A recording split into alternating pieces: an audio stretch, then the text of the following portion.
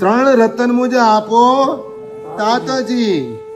હે પરમાત્મા, હે મારા બાપ. તાત એટલે બાપ, તાત એટલે બાપ. હે મારા બાપ, મને ત્રણ રતન આપો. એ ત્રણ રતન મનમાં કયા છે? જ્ઞાન, જ્ઞાન, દર્શન અને ચારિત્ર. દર્શન, જ્ઞાન અને ચારિત્ર. આ બોલો છો આ, પણ અંદર મનમાં જુદું રમે છે. પાછા એમ પણ કે ના, પાછા એવું કે સંસારિક ફળ માગીને હું રવડ્યો બહુ સંસાર. એ ખબર છે તમને તો પાછી. હે ભગવાન, તારી પાસે આ બધું મેં માગ્યું. શું માગ્યું?